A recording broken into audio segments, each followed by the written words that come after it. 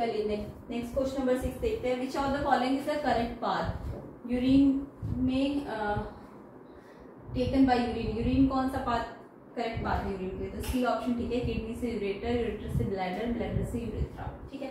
Next question bio में से ये आफ्टर फर्टिलाइजेशन ओव्यूल डेवलप करता है सीड में।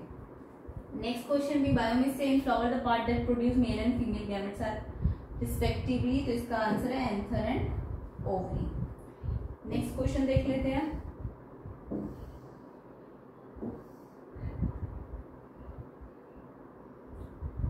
ये भी बायो में से ही आपका evaporation of water from the leaves of plant is called evaporation of water from the leaves को हम कहते हैं ट्रांसपिरेशन। ठीक है। नेक्स्ट क्वेश्चन भी बायो का, ये डायग्राम बना हुआ है आपका स्टेट ऑफ स्टोमेटा आपको दिखाया गया है। तो इसके अंदर ये जो गार्ड सेल्स है ये किस काम आती है? तो ये गार्ड सेल क्या करती है? लार्ज अमाउंट ऑफ वाटर को फ्लो आउट करती है from, flow into the flow out from guard cell. मतलब पानी कहाँ से निकलता है? Flow out from the guard cell. तो ये ऑप्शन आपका करेक्ट है। आगे की क्वेश्चन देख लेते हैं।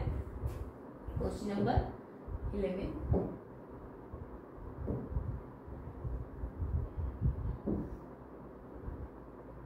चलिए नेक्स्ट क्वेश्चन है हमारा question number 11। Choose the incorrect statement. यहाँ पे ध्यान दीजिए, इनकरेक्ट पूछा है आपसे, इनकरेक्ट स्टेटमेंट पूछी है। तो ध्यान रखना, करेक्ट वाली तो नहीं लेनी आंसर में, बट पहले मैं ढूंढूंगी करेक्ट कौन सी और इनकरेक्ट स्टेटमेंट कौन कौन सी है। तो फर्स्ट स्टेटमेंट है height of the object is taken as positive as object is usually placed above the principal axis. तो जब भी ऑब्जेक्ट प्रिंसिपल एक्सिस के ऊपर होता है तो उसकी हाइट को हम पॉजिटिव लेते हैं। यस ट्रू है। मान लो ये कॉनकेव मिरर का केस में लेती हूँ, वैसे तो किसी का भी ले सकते हो, कॉनकेव मिरर का केस लेता है। तो आपको पता है कॉनकेव मिरर में ये पोल होता है और ये वाली लाइन जो पोल से जाती है उसे प्रिंसिपल एक्सिस कहते हैं। क्या है ये लाइन? कौन सी है? प्रिंसिपल एक्सिस है। ये प्रिंसिपल एक्सिस आपका पोल और सेंटर ऑफ कर्वेचर से पास होता है। सेंटर ऑफ कर्वेचर जिस मिरर का, ये जिस स्फीयर का ये पार्ट होता है, ये मिरर उसको, उसके सेंटर को सेंटर ऑफ कर्वेचर कहते हैं। पोल जो स्फेरिकल मिरर है उसके सेंटर को कहते हैं, है ना।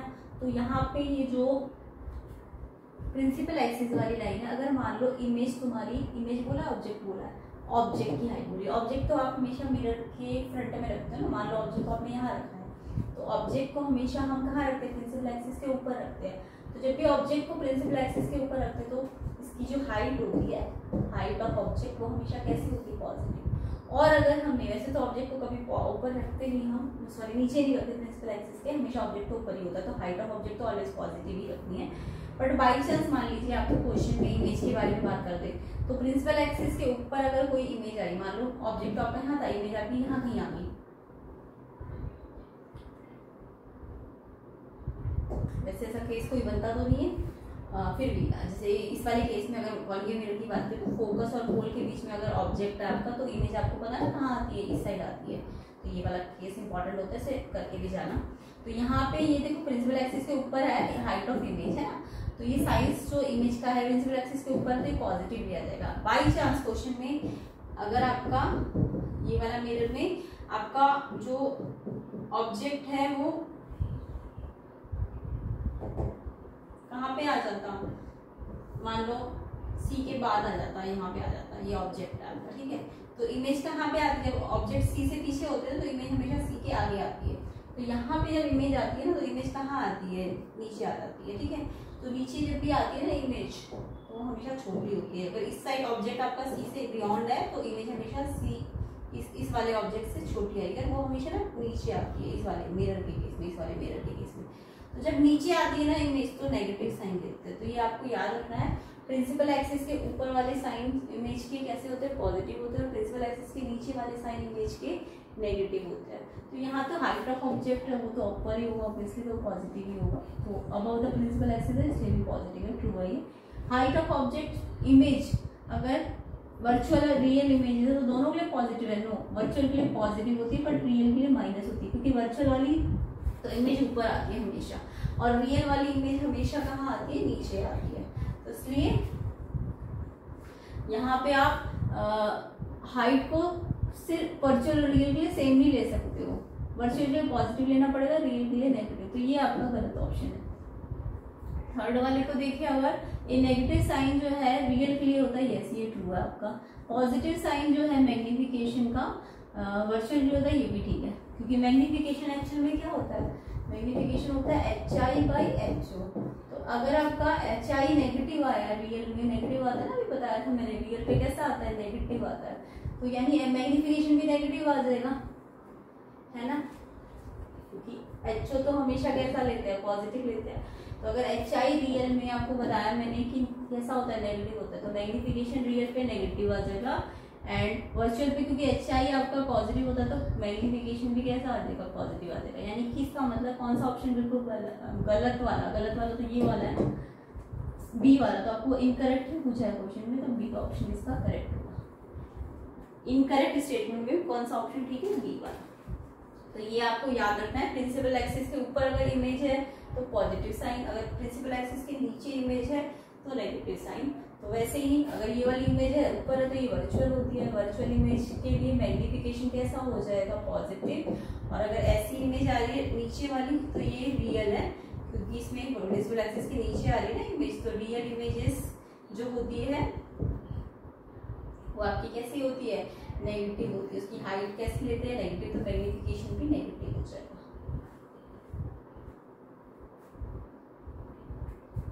नेक्स्ट क्वेश्चन देख लेते हैं।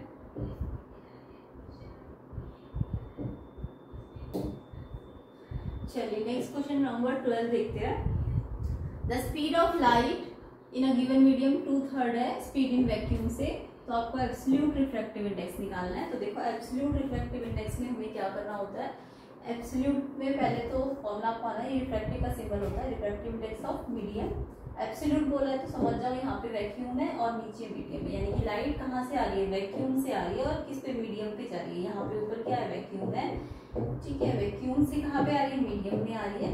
तो ये आपको पता होना चाहिए, लाइट इंसिडेंट होती है, फिर नॉर्मल पे जाती है, फिर क्योंकि वैक्यूम से मीडियम पे जा रही है तो वैक्यूम रेयरर होता है, मीडियम डेंसर होता है। वैक्यूम रेयरर क्यों होता है बताओ, वैक्यूम रेयरर क्यों होता है, रेयरर क्यों होता है, क्योंकि लाइट की स्पीड सबसे फास्टेस्ट तो वैक्यूम में ही होती है ना। ये क्वेश्चन भी आ सकता है, फास्टेस्ट स्पीड लाइट की किस में होती है, वैक्यूम में होती है। कितनी होती है, 3 × 10⁸ होती है मीटर पर सेकेंड। और अगर वैक्यूम में सबसे ज्यादा स्पीड है तो इसका रिफ्रैक्टिव इंडेक्स सबसे कम हो जाएगा, लीस्ट हो जाएगा। रिफ्रैक्टिव इंडेक्स पूछे कितना होता है वैक्यूम का, तो 1 होता है, ये याद रखिए। इसलिए रिफ्रैक्टिव इंडेक्स कभी भी 1 से कम नहीं हो सकते, मिनिमम कितने होता है, 1 होता है रिफ्रैक्टिव इंडेक्स। ये सारे क्वेश्चन छोटे छोटे बन सकते हैं, आपको याद रखना है, ठीक है। तो वैक्यूम रेयर क्यों है, रीजन पता चल गया हो, क्योंकि स्पीड ज्यादा होती है लाइट की। मीडियम डेंसर क्यों है, क्योंकि वैक्यूम ही सबसे ज्यादा रेयर होगा, तो उसके अलावा जो भी बचेंगे वो तो डेंसर ही होंगे ना वैक्यूम की कंपैरिजन में। तो लाइट अगर रेयर से डेंसर पे जाती है तो रूल क्या बनता है कि अपने एक्चुअल पाथ से वो, ये एक्चुअल पाथ है ना लाइट का, ये एक्चुअल पाथ है लाइट का, तो लाइट अपने पाथ से थोड़ा सा पहले टूवर्ड्स नॉर्मल चली जाती है। तो इसमें जब लाइट रेयर से डेंसर पे जाती है तो आई एंगल बड़ा होता है, आर छोटा होता है। और अगर उल्टा हो रहा होगा, डेंसर से रेयर पे जा रही होगी तो आई छोटा हो जाएगा और आर बड़ा हो जाएगा, ये आपको याद रखना है। ये आई आर से बड़ा कब होता है, जब लाइट रेयर से कहाँ जाती है, डेंसर पे जाती है। रेयर कहते किसे, जहाँ पे लाइट की स्पीड ज्यादा होती है। अब क्योंकि वैक्यूम में सबसे ज्यादा लाइट की स्पीड, इसलिए रेयर तो और कोई हो ही नहीं सकता वैक्यूम के कंपैरिजन में। तो हमेशा रेयर कौन होगा, वैक्यूम ही होगा किसी भी मीडियम के कंपैरिजन में। और रिफ्रैक्टिव इंडेक्स सबसे कम किसका होता है, वैक्यूम का ही होता है। कितना होता है, 1 होता है, ये आपको याद रखना है। अब हम अपने क्वेश्चन के टॉपिक पे आते हैं, तो ये एक्स्ट्रा चीजें आपको याद रखनी है, ठीक है। तो छोटे छोटे क्वेश्चन इनमें से भी बनाए जा सकते हैं। चलिए क्वेश्चन पे आते हैं। तो क्वेश्चन क्या है, एब्सोल्यूट रिफ्रैक्टिव इंडेक्स आपको मीडियम का निकालना है ना, वैक्यूम के रिस्पेक्ट में। एब्सोल्यूट जब भी बोले तो वो वैक्यूम के रिस्पेक्ट में होता है। जब भी एब्सोल्यूट बोल रहे हैं तो एब्सोल्यूट का मतलब वैक्यूम के रिस्पेक्ट में, यहाँ वैक्यूम होता है मतलब। तो वैक्यूम की स्पीड ऊपर रखनी है और मीडियम की स्पीड नीचे रखनी है। जैसे फॉर एग्जाम्पल अगर मेरे को गिलास का एब्सोल्यूट रिफ्रैक्टिव बोला है तो एब्सोल्यूट का मतलब वैक्यूम से आ रही है लाइट, है ना, लाइट वैक्यूम से कहाँ जा रही है, गिलास पे। तो वैक्यूम की स्पीड ऊपर सी कहते हैं, वैक्यूम की स्पीड को हम क्या कहते हैं, सी कहते हैं। वैक्यूम की स्पीड को हम सी कहते हैं, याद रखना आप। तो और ग्लास की स्पीड नीचे आ जाएगी। मान लो मैं वाटर का रिफ्रैक्टिव बोल रही हूँ एब्सोल्यूट वाला, तो वैक्यूम से आ रही है तो वैक्यूम की तो सी हो जाएगी, और वाटर की स्पीड, वाटर की स्पीड नहीं, लाइट की स्पीड वाटर में कितनी होती है। तो ये एब्सोल्यूट के फॉर्मूले बनते हैं, याद रखेंगे आप। उसके बाद आपको कंडीशन क्या दी है, देखो ध्यान से कंडीशन को पढ़ लेते हैं। सी तो अपने आप सी ही रहेगा, बट जो मीडियम है ना, मीडियम बोला है कि मीडियम की स्पीड वैक्यूम का 2/3 है। तो अगर मीडियम वैक्यूम का 2/3 है तो मीडियम की स्पीड की जगह हम 2/3 और सी नहीं लिख सकते हैं ना। तो इसका मतलब सी से सी क्या हो जाएगा, कट जाएगा, यहाँ पर 1 बचा 1। अब देखो ये वाला फ्रैक्शन डिवाइड में तो ये रेसिप्रोकल हो जाएगा, तो ये 3/2, तो आंसर आपका 3/2 हो जाएगा। तो आई होप ये क्वेश्चन आपको समझ आ गया होगा।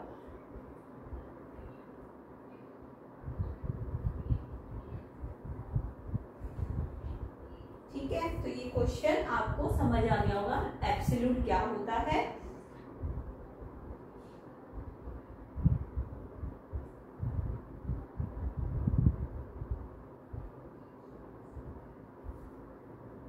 यहाँ पे आपको 2-3 चीजें याद रखनी है जो मैंने एक्स्ट्रा आपको बताई है। क्या क्या बताई है, एक तो रेयर कहते हैं किसको है, जहाँ पे लाइट की स्पीड ज्यादा हो, है ना। दूसरी चीज वैक्यूम रेयर क्यों है, क्योंकि उसमें लाइट की स्पीड सबसे ज्यादा है। उसमें लाइट की स्पीड होती कितनी है, 3 to 10 की, मतलब मैक्सिमम स्पीड लाइट की कितनी हो सकती है, 3 to 10 की। वो किसमें होगी, वैक्यूम में होगी। अगर स्पीड सबसे ज्यादा है तो रिफ्रैक्टिव इंडेक्स वैक्यूम का बता रही हूँ मैं अभी, वैक्यूम का सबसे कम होगा। कितना होगा, याद रखना 1 होता है। वैक्यूम का रिफ्रैक्टिव इंडेक्स 1 होता है, इसलिए रिफ्रैक्टिव इंडेक्स कभी भी 1 से कम नहीं हो सकता, मिनिमम 1 ही होता है। वो किसका होता है, वैक्यूम का होता है। अब ये केस बनेगा, अगर रेयर से डेंसर लाइट जा रही है तो आई एंगल बड़ा होगा, आर छोटा होगा। उल्टा कर दोगे, डेंसर से रेयर तो आई छोटा हो जाएगा और आर बड़ा हो जाएगा। और जब रेयर से डेंसर जाएगा तो टूवर्ड्स नॉर्मल जाएगी लाइट। कैसे जाएगी, टूवर्ड्स नॉर्मल, यानी कि अपने पाथ से डेविएट होके नॉर्मल की तरफ चली जाएगी। चलिए आगे क्वेश्चन करते हैं।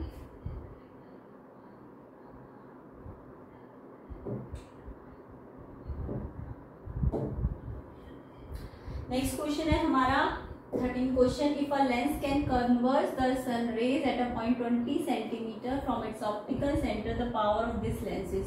तो लेंस की पावर का फॉर्मूला तो सबको आना चाहिए, पावर होता है 1/f। ये बहुत बार समझा दिया मैंने। f किस में होना चाहिए, फोकल लेंथ मीटर में होनी चाहिए। अगर सेंटीमीटर में तो आपको फॉर्मूला चेंज करना पड़ेगा 100/f। अगर f आपकी क्वेश्चन में क्या दी हुई है, सेंटीमीटर में दी है, तो पावर का मेन फॉर्मूला तो यही होता है। ठीक है, बट अगर बाई चांस फोकल लेंथ आपको सेंटीमीटर में दे दे तो आप 1 की जगह ऊपर 100 लिख देना, ये शॉर्ट ट्रिक है। तो अभी फिलहाल मैं नीचे वाले फॉर्मूले को यूज़ नहीं करूँगी मैं, क्योंकि मुझे नीचे वाला फॉर्मूला भी यूज़ कर सकते हो, 20 सेंटीमीटर में दिया। अच्छा, अभी आपको ना बिल्कुल बोला नहीं कि ये फोकल लेंथ है, आपको क्या बोला है, देखो ध्यान से देखो, क्वेश्चन में बोला गया है, क्वेश्चन में बोला गया है कि एक लेंस है जो कन्वर्जिंग है। अच्छा, कन्वर्जिंग लेंस होता किसे कहते हैं कन्वर्जिंग लेंस।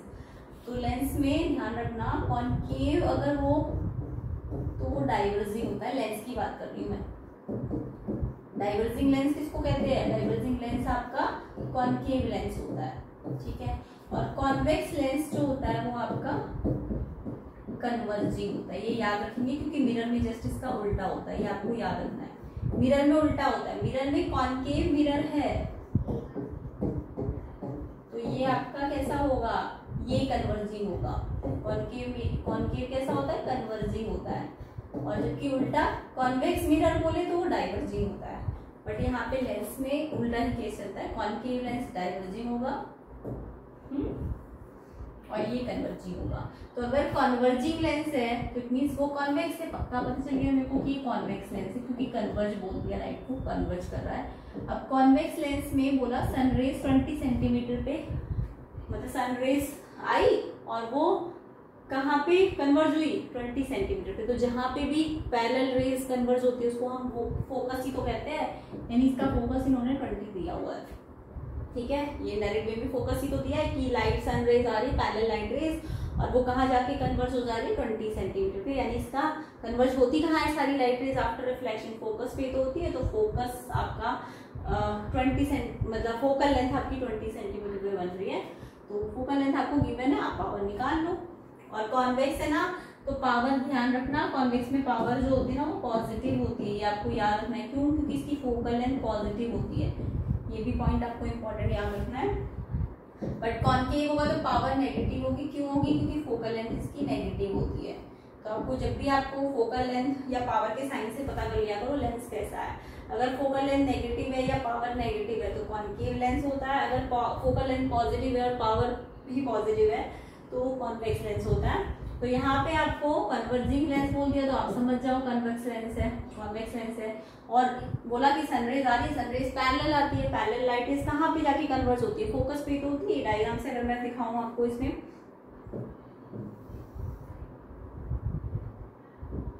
तो देखो कॉन्वेक्स लेंस का डायग्राम अगर सबको आता हो, डायग्राम प्रैक्टिस जरूर करना। तो ये मान लो ये लाइन स्ट्रेट लाइन है, यहाँ पे ऑप्टिकल सेंटर 2 सेंटीमीटर पे फोकल लेंथ लेगा और 4 सेंटीमीटर पे डबल एफ ले लेना, क्योंकि यहाँ पे 2f होता सी नहीं होता।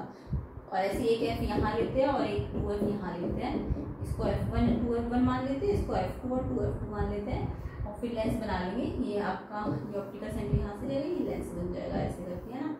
ये कॉन्वेक्स लेंस है। अब कॉन्वेक्स लेंस में आपको क्या बोला, सनरेज, तो सनरेज से पहचान जाओ सनरेज कहाँ से आती है, इन्फिनिटी से आती है। तो कैसे आएंगी, सारी की सारी पैरेलल ही तो आएंगी। सनरेज जब भी बोले तो पैरेलल लाइट रेज है, और पैरेलल लाइट रेज यहाँ तक आने के बाद क्या हो जाती है, कन्वर्ज हो जाती है। अब लेंस से तो वो कन्वर्ज कहाँ पे होगी, इधर थोड़ी ना होगी, मिरर थोड़ी ना जो रिफ्लेक्ट हो, यहीं पे जाएगी ना, कहाँ पे कन्वर्ज हो जाएगी, सारी की सारी फोकस पे आके। तो यहाँ पे फोकस पे, तो इन्होंने बोला कन्वर्ज कहाँ पे हुई, 20 सेंटीमीटर पे, यानी इनको फोकल लेंथ दे रखी है। क्वेश्चन में क्या दे रखी है, फोकल लेंथ दे रखी है। तो फोकल लेंथ अगर दे रखी है तो सिंपली आप पावर निकाल लो ना। पावर क्या होती है, 1/f। और मैंने अभी आपको कहा है कि ये सेंटीमीटर, अगर मीटर में है तो 1/f रखना, अदरवाइज सेंटीमीटर में है फोकल लेंथ तो आपको 100/f लिखना पड़ेगा, क्योंकि अभी ये मीटर में नहीं है, अभी ये सेंटीमीटर में है क्वेश्चन। तो आप ये फॉर्मूला भी लगा दो, बट ये ज्यादा अच्छा है क्योंकि सेंटीमीटर में क्योंकि। तो 100/20, तो ये आपका आंसर आ जाएगा 5। अब फोकल लेंथ इसकी क्योंकि कॉन्वेक्स है इसलिए पॉजिटिव लेनी है। अगर ये बोल देते डाइवर्जिंग लेंस है तो नेगेटिव लेते, तब पावर आपकी नेगेटिव आती है। अभी तो ये प्लस में ही आएगी क्योंकि कॉन्वेक्स लेंस की पावर हमेशा पॉजिटिव होती है।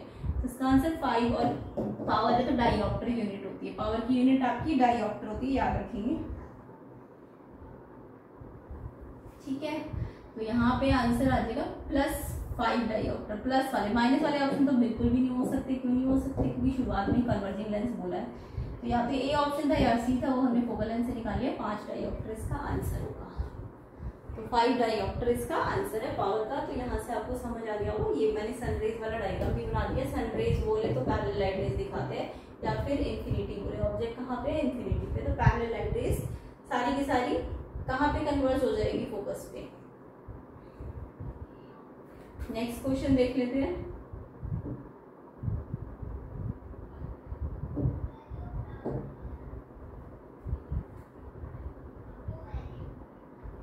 चलिए नेक्स्ट क्वेश्चन है आपका फर्स्ट का आंसर। इसका आंसर तो मैंने बता दिया था आपको, सी। इसका 11th का आपका बी वाला इनकरेक्ट है। यहाँ पे 3/2 आंसर था, यहाँ पे +5 डाइऑप्टर। अगला देखते हैं 14 क्वेश्चन।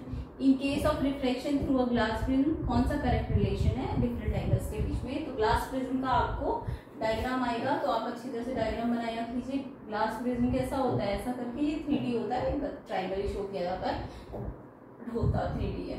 तो यहाँ से लाइट इंसिडेंट हुई, इंसिडेंट लाइट के साथ क्या बनाओगे, सरफेस। सरफेस देखो ऐसा है तो नॉर्मल ऐसा खींचना, तो ये नॉर्मल बना दिया। तो पहले लाइट बाहर एयर पे थी, अब ग्लास के अंदर घुसेगी तो अपने एक्चुअल पाथ से ना ऐसे जाने की बजाय रेयर से डेंसर पे घुसती तो टूवर्ड्स चली जाएगी, यानी अपने पास से पहले आ जाएगी, नॉर्मल की तरफ चली जाएगी, ठीक है। ये बनाना आना चाहिए। आई एंगल है और ये नॉर्मल के साथ आर एंगल है। उसके बाद लाइट अब बाहर निकलना चाहती थी, बट नॉर्मल के एक्चुअल पाथ से थोड़ा अवे हो जाएगी, ठीक है। नॉर्मल से क्या हो जाएगी, नॉर्मल है ना नया वाला, इससे अवे हो जाएगी। ये टॉप, ये हमेशा emergent bottom of the prism में जाती है। इमर्जेंट कहाँ पे जाती है, बॉटम। ये बॉटम है ना प्रिज्म का, तो बॉटम ऑफ द प्रिज्म चली जाती है। अब ये वाला कौन सा एंगल बना दिया हमने, ये वाला एंगल जो नॉर्मल के साथ बनेगा ये इमर्जेंट है। इस वाले नॉर्मल के साथ जो बनेगा ये रिफ्लेक्टेड, और इस वाले नॉर्मल के साथ जो बनेगा ये इंसिडेंट एंगल है ना। तो यहाँ पे आपको ध्यान देना है कि ये जो इंसिडेंट रे, पहले वाली सबसे पहले वाली इंसिडेंट रे थी ये वाली, और ये जो इमर्जेंट रे है ये वाली, ये कहाँ पे मीट करती है, ये आपकी एंगल ऑफ डेविएशन पे। तो इसको हम कहते हैं एंगल ऑफ डेविएशन डी। और ये वाला जो एंगल होता है ये एंगल ऑफ प्रिज्म होता है। ये चारों एंगल आपको आनी चाहिए, 5 बल्कि 5 है, बट आपको बोला 4 एंगल के बीच में कौन सा रिलेशन है। तो ये याद रखना, एंगल में रिलेशन क्या होता है, angle of prism plus angle of deviation equals to होता है I angle plus E angle. तो ये आपको याद रखना है। तो ये ऑप्शन 1 होगा। ठीक है, तो यहाँ पे प्रिज्म का डायग्राम आपको प्रैक्टिस कर लेना है अच्छी तरीके से। नेक्स्ट क्वेश्चन पे आ जाते हैं।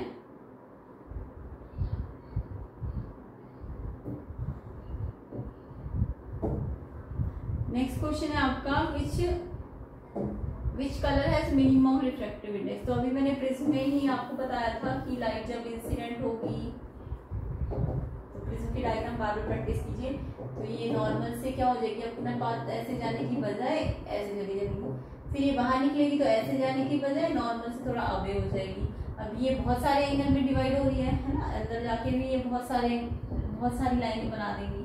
अंदर से एक लाइन नहीं जाएगी, बहुत सारी लाइन चली जाएंगी ऐसे करके। फिर ऐसी जब ये यहाँ पे आएगी तो यहाँ से भी ये बहुत सारे लाइंस बना देगी इमर्जेंट वाले। तो सबसे ऊपर जो होता है रेड कलर होता है और सबसे नीचे वायलेट कलर होता है, ये आपको याद रखना है ना। सबसे ऊपर रेड कलर होता है, सबसे नीचे वायलेट कलर होता है। क्योंकि आप देख रहे हो ये वाला कौन सा लाइन है, ये इंसिडेंट वाली लाइन है। कौन सी लाइन होती है, इंसिडेंट लाइन होती है। इंसिडेंट लाइन थी और फाइनल लाइन कौन सी है, ये वाली इमर्जेंट वाली। तो यहाँ पे देखो रेड के साथ ये छोटा एंगल बना रहा है, इंसिडेंट और इमर्जेंट रेड वाले के साथ छोटा कम एंगल बना रहा है, फिर वायलेट के साथ बड़ा एंगल बन रहा है। तो रेड का डेविएशन कम हो रहा है, रेड का डी जो है, डी ऑफ डेविएशन रेड का कम है किससे, वायलेट से। यानी ऊपर वाले का डेविएशन कम आएगा, नीचे वाले कलर का डेविएशन ज्यादा आएगा। अगर डेविएशन कम है तो इसका रिफ्रैक्टिव कम होगा रेड का, किससे, रिफ्रैक्टिव ऑफ जो भी नीचे होगा, मान लो वाई एक्स कुछ भी हो सकता है, ये एक्स हो ये वाई हो, तो यहाँ पे एक्स वाई लिख सकते हो, है ना। तो यहाँ मैं x और y लिख देती हूँ। तो ये x का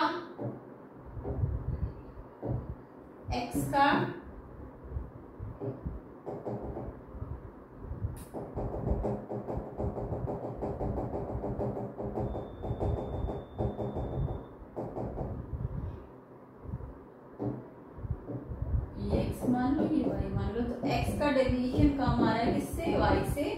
अगर x का डेविएशन कम है तो उसका रिफ्रैक्टिव भी कम होना चाहिए। ऊपर वाले का रिफ्रैक्टिव कम होगा नीचे वाले से, क्योंकि उसकी बेंडिंग कम हुई है। ऊपर वाले की बेंडिंग कम हुई है, कम बेंड हुआ है, ये ज्यादा बेंड हुआ है, तो इसलिए y का रिफ्रैक्टिव ज्यादा होगा, x का कम होगा अगर ऊपर वाला x है।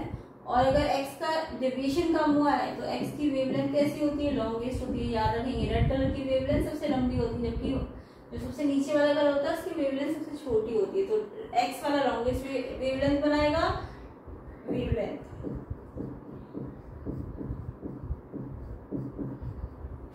और y वाला छोटी वेवलेंथ बनाएगा। तो जिसका डेविएशन कम उसकी वेवलेंथ ज्यादा, जिसका डेविएशन ज्यादा उसका वेवलेंथ छोटी होती है। ठीक है, तो आपको क्वेश्चन में पूछ क्या रहे, स्पेशली क्वेश्चन में पूछ क्या रहे, किसका मिनिमम रिफ्रैक्टिव है। तो बताया ना, रिफ्रैक्टिव इंडेक्स मिनिमम जो ऊपर है, तो रेड कलर का डेविएशन भी मिनिमम होता है और डेविएशन भी कम होता है, रिफ्रैक्टिव इंडेक्स भी कम होता है, बट लॉन्गेस्ट वेवलेंथ होती है। तो मिनिमम डेविएशन होता है रेड कलर का, बट वेवलेंथ कैसी होती है रेड कलर की, लॉन्गेस्ट होती है, याद रखना। चलिए नेक्स्ट क्वेश्चन कर लेते हैं।